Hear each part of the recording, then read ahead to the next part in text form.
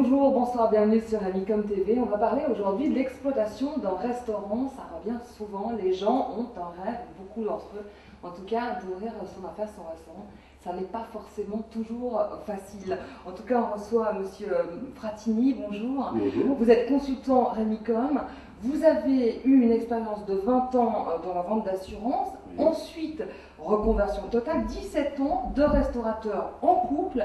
Et il y a eu deux affaires. D'abord un grand restaurant, ensuite un plus petit. Alors, au vu de votre expérience, est-il facile d'abord d'exploiter un restaurant en couple? Très facile, à condition d'être très souple, avoir un caractère très souple. Il faut faire bien sûr des concessions, etc., etc. Et après, c'est vrai que suivant le restaurant qu'on exploite, chacun doit avoir sa part de travail. C'est-à-dire, dans mon cas, mon épouse s'occupe beaucoup administratif, personnel, de la gestion, et moi je m'occupais surtout du restaurant lui-même, si vous voulez. Vous étiez au fourneau? Non, je ne sais pas cuisiner, honnêtement.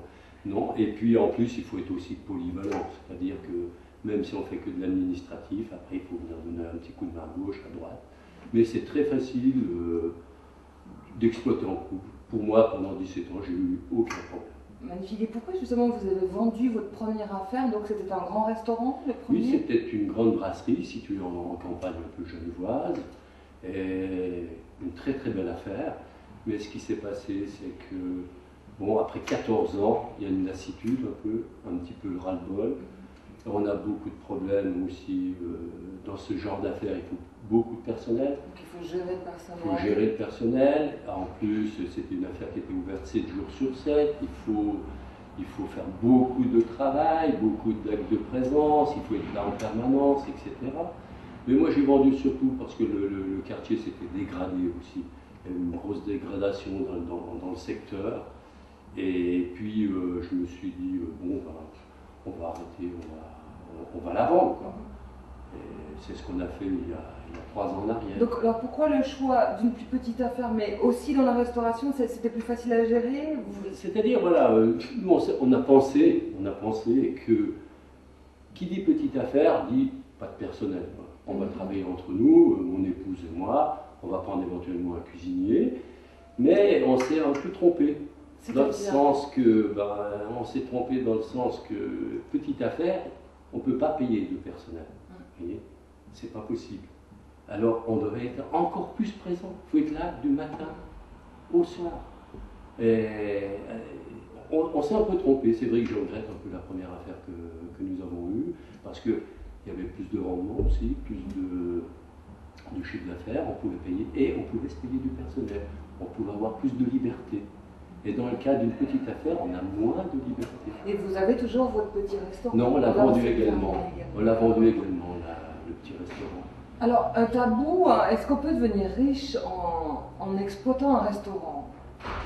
À l'époque, oui, c'est possible de devenir riche. Il y a eu beaucoup de restaurateurs à Genève qui ont gagné beaucoup d'argent. Bon, actuellement, vu la crise, etc., devenir riche, peut-être pas, mais on peut bien gagner notre vie.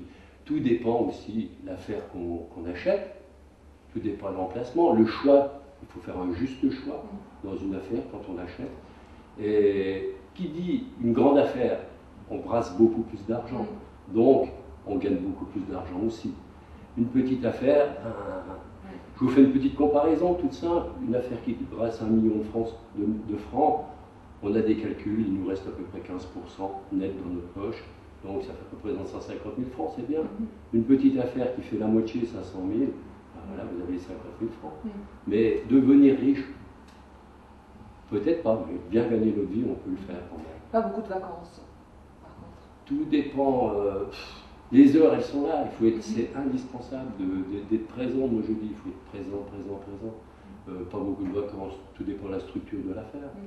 Et il faut être peut-être bien épaulé aussi, c'est ça. Un dernier conseil à nous donner, peut-être? Pour acheter une affaire? Je ne sais pas, pour se lancer ou pas, oui. Pour se lancer, oui, il faut pourquoi pas se lancer. Et en couple pas, donc s'entendre, vous, ça se passe très bien. Oui. Je pense qu'à la base, Non, disons, il faut se lancer, il faut être indépendant, c'est sympathique d'être indépendant. Mais il faut acheter une affaire à son juste prix, comme on pourrait dire. Et puis, il ne faut pas avoir peur de travailler, les heures de présence. Et surtout, il faut être là. Si un patron n'est pas dans son affaire, c'est pas bon. Voilà. Quand le chat n'est pas là, les souris dansent. Exactement, hein, parce qu'on a beaucoup de problèmes de personnel actuellement. Voilà, disons, dans l'ensemble. Voilà, et puis ce facteur géographique dont vous parliez tout à l'heure, on ne peut pas prévoir comment va évoluer un quartier, une région, en ouvrant son restaurant. Bon. Merci beaucoup, Monsieur Fratini. À votre service. On se retrouve bientôt pour une autre émission. Au revoir.